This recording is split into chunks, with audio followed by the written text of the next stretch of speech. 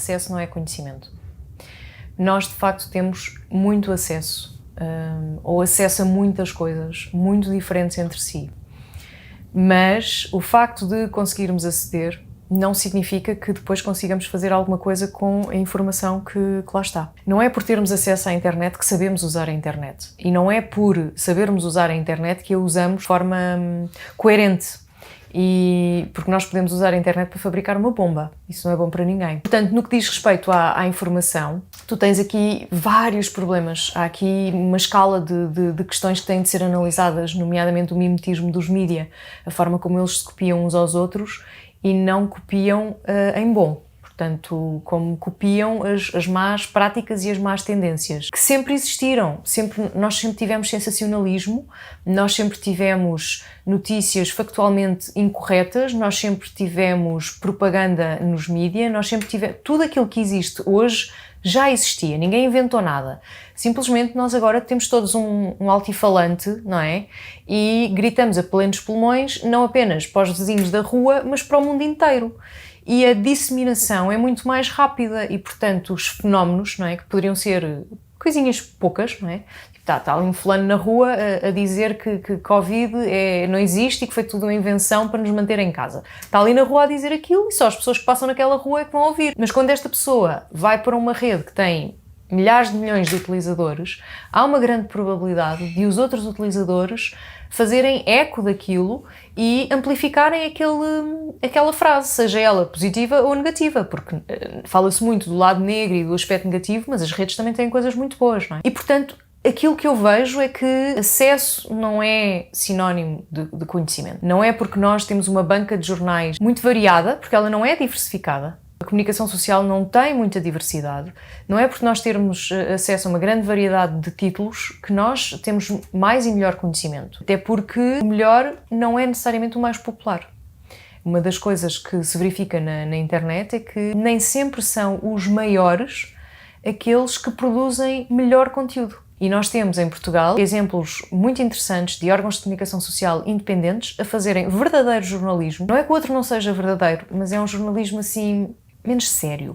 E este jornalismo é um jornalismo independente. Para se perceber do que é que eu estou a falar quando falo de sério, é um jornalismo que é de facto independente, é um jornalismo que é de facto objetivo, que é de facto isento, que não recorre a clickbait, e para que se perceba o que é clickbait é encontrar um título que faça com que as pessoas cliquem e depois aquilo, afinal, não é nada do que lá está, ou é muito pouco do que lá está. E obviamente que técnicas de storytelling sempre existiram, e obviamente que nós temos de ter um título que seja atrativo, que chama a atenção, mas não podemos ter um título que só chama a atenção e depois não corresponde ao conteúdo. Portanto, quando isso acontece, estamos a ser pouco sérios. E é sobre isso que eu estou a falar. Portanto, entre o jornalismo sério e o jornalismo menos sério.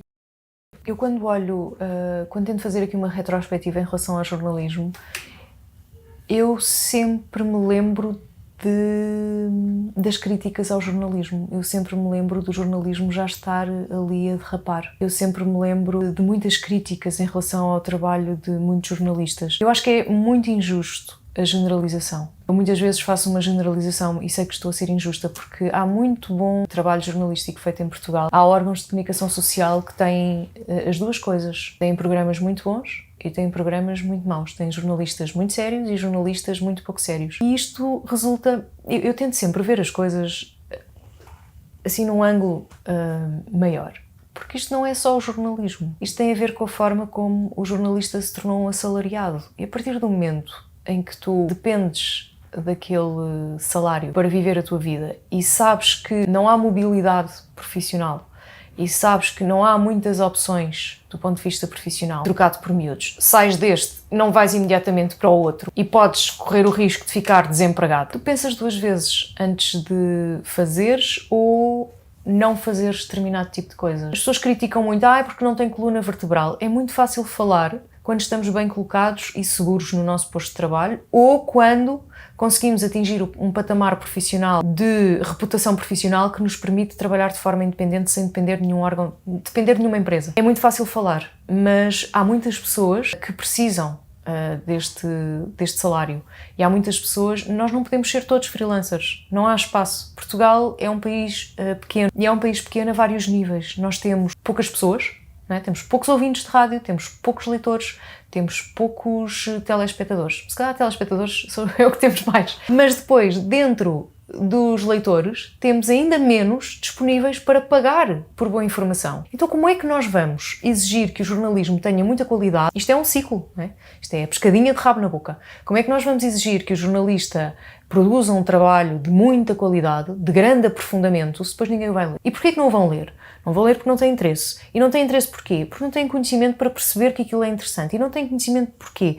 Porque a escola não os ensinou. Mas a escola não os ensinou porquê? Porque eles também não quiseram aprender. Porquê que não quiseram aprender? Porque tinham outras preocupações. Quais? Faltava-lhes dinheiro, era preciso trabalhar. É todo um contexto. Isto é só um exemplo. Há outros. É todo um contexto que é preciso observar para dizer: Portugal tem uma baixa literacia. Tem? Então vamos lá perceber porquê. O jornalismo em Portugal... Vamos perceber porquê. Porque isto não se explica com os jornalistas são assalariados e não querem saber e estão sempre disponíveis para se venderem. Isto é mentira. Isto não é verdade. Porque primeiro não são todos assim e segundo, nem todas as pessoas têm força interior para dizer não, eu não vou fazer isso, sabendo que no fim do mês não têm como pagar as contas e pôr comida na mesa para os filhos. Nem todas as pessoas têm essa capacidade. Nós temos de entender isso. E por isso muitas pessoas também estão a ir pelo caminho mais fácil da exposição da sua vida privada no Instagram. Estamos a falar de jornalismo, vamos falar de celebrity moms, vamos falar de mom bloggers, vamos falar de Insta Lives. O que é que estas pessoas estão a fazer à vida delas?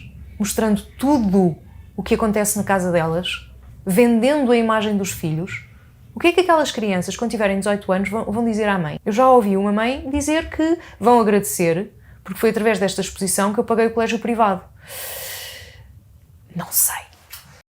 Olha, eu se pudesse, partia a louça toda. Eu não deixava nada direito. Eu começava... Sabes, quando as pessoas estão muito enervadas e fazem assim numa mesa e tudo o que está em cima vai tudo... Eu nem sei por onde começar, porque não está tudo mal, mas está quase tudo mal. Professores sem motivação. Os professores que estão na carreira porque não arranjaram outro trabalho. Os professores que estão na carreira só a fazer tempo para a reforma. Os professores que estão a fazer formações só para terem os créditos que devem ter, poderem fazer a progressão na carreira. Os professores que... Deverei continuar, é porque é muito difícil encontrares um bom professor, alguém que está verdadeiramente motivado para aquilo que está a fazer. E mesmo esses são, digamos que, torcidados por todo um sistema que não está pensado para que o professor seja muito bom naquilo que faz. O que é um bom professor? Um bom professor não é aquele que está a debitar conteúdo e que espera que os alunos apreendam esse mesmo conteúdo para depois o reproduzirem. Um bom professor é aquele que ensina a pensar. Um bom professor é aquele que consegue que, de uma matéria, porque há matérias difíceis e aborrecidas e que fazem falta e que nós temos todos que passar por elas, mas um bom professor consegue motivar os alunos e encontrar fórmulas para que aquele conteúdo que é menos interessante possa ser aprendido de uma forma inovadora, diferente. E eu acho que os professores se cansaram de tanta burocracia, se cansaram de ser maltratados, se cansaram de muita coisa e foram-se acomodando. É um bocadinho como os jornalistas, não é? Porque tu também acomodas-te, vais deixando andar, precisas daquilo para pagar as contas. Porque há aqui falar aqui de uma outra coisa que não tem nada a ver com a educação, mas que eu vejo muito nos meus alunos no pós-faculdade, pós-licenciatura. E que é isto? É o percurso da vida. Eles, durante a faculdade, não têm dinheiro para mandar cantar um cego, na maior parte dos casos. E mesmo os que têm dinheiro, os pais também não abrem os cordões à bolsa, não é? De haver ali um equilíbrio e perceberem como a vida é dura. E, portanto, andam sempre a desejar arranjar um trabalho para poderem ter dinheiro. E para que é que eles querem ter dinheiro? Para a vida boa. Querem ter dinheiro para viajar. Querem ter dinheiro para ter coisas boas. E eu digo-lhes, tenham cuidado, porque isso é um poço sem fundo. Isso são areias movediças. Vocês não vão por esse caminho. Vocês sigam aquilo que vos diz o vosso coração, que vocês querem fazer para o resto da vida. Não vão atrás do dinheiro, porque o dinheiro é a maior prisão que existe. E depois chegam a uma fase, começam a acumular estágios, depois começam a arranjar os empregos dos 500 euros, a recibos verdes. E começam a dividir a casa com alguém, porque os pais já não podem estar a financiar, não é? Os pais ainda vão dando uma ajuda, mas eles já entram com algum dinheiro para as despesas. E vão evoluindo, até que chegam ali a um ponto em que já têm algum conforto, dividem a casa com alguém, seja um namorado ou um conjunto de amigos, mas já conseguem ter ali uma almofada financeira que lhes permite ter férias, viajar, jantar fora, portanto fazer uma vida um bocadinho burguesa. E eles todos anseiam por essa vida burguesa. Quem nunca, não é? Portanto, não estou aqui a tirar pedras a ninguém, também been there than that. Querem muito essa vida burguesa, mas o que ninguém lhes explica é que há uma prisão nessa vida burguesa. Porque das duas uma, ou nós temos uma família que nos suporta os custos, ou se nós precisamos trabalhar para ascender a esse estilo de vida, nós vamos ficar presos, porque depois temos que baixar a cabeça para continuar a ter o estilo de vida que nós queremos, mas depois estamos infelizes no trabalho porque não é aquilo que nós queremos fazer, mas aquele é que paga as contas. É a célebre história da pessoa que queria ser jornalista e acaba na agência de comunicação, porque a agência de comunicação é que paga e não há trabalho na área do jornalismo. E não, então, e como é que estás? Estás a gostar? Não é mau, é interessante. Eu perguntei se estavas a gostar. Professor, eu queria mesmo era ser jornalista, mas como não há lugar, não há trabalho e só há tudo o que há é recibos verdes aos estágios, eu agora estou na agência e até estou a gostar bastante. E depois eu começo a seguir o Instagram dessa pessoa e começo a ver, a gostar porquê? Jantares fora, brunches, viagens, e começa a acumular. Começa a acumular o quê? Não começa a acumular um estilo de vida, começa a acumular um conjunto de dívidas. Porque não tarda, já se encantou por alguém, a seguir estão a juntar os trapinhos numa casa, depois vem um filho e quando dão por ela, têm 40 anos e estão atrás de mim outra vez a encontrar uma forma de mudar de vida. Inspira-me imenso como é que eu faço para mudar de vida, porque eu agora estou aqui presa neste trabalho e não consigo sair. E isto é a educação que nós temos, porque nós não educamos as pessoas para fazerem aquilo que gostam, nós não educamos as pessoas para pensarem por si, nós educamos as pessoas para seguirem os passos da geração que as precede. E o que a geração que as precede faz é exatamente isto. Portanto, são os revolucionários, os rebeldes, é que largam tudo e vão viajar e passam meia dúzia de anos da sua vida de país em país, trabalho em trabalho, não têm nada, têm um saco de viagem e vão andando. Os rebeldes enchem-se de dívidas até à raiz dos cabelos, fazem um jornal digital no quarto e estão a perseguir o seu sonho e ao fim de meia dúzia de anos aquilo começa realmente a ter resultados. Os rebeldes passam por experiências, seja na comunicação social, seja na comunicação estratégica, seja na comunicação empresarial e depois arregaçam mangas e desenvolvem o seu projeto, trabalham que se desunham, mas estão a trabalhar para eles. Mas estes são poucos. Estes são muito poucos. E isto é fruto de um sistema educativo que não estimula o pensamento crítico. Estimula apenas a reprodução de padrões. É reproduzir o que está no livro, é reproduzir o padrão da vida dos outros. E é contra isto que eu me insurjo. Por isso é que eu pegava na mesa e limpava a mesa e começava a construir de novo. Porque existem N métodos educativos que poderiam ser aplicados na escola em Portugal e teríamos muito a ganhar, porque, verdade seja dita, nós somos aquele povo que passa de besta a bestial, estalando os dedos. Nós saímos daqui e somos os melhores profissionais. Saímos daqui e somos líderes incríveis. Então porquê que nós não conseguimos fazer isto aqui? Porquê que nós aqui temos tantos problemas de liderança? Porquê que nós temos aqui tantos problemas de produtividade? O que é que falha no nosso país para que isto aconteça? Eu acredito que é a educação. Porque quando tu vais para outro país, tu tens que te adaptar às regras desse outro país. E te garanto que na maior parte dos países da Europa, às 6 da tarde já não está ninguém no escritório. O que parece mal é ficar depois da hora. Não parece mal sair à hora.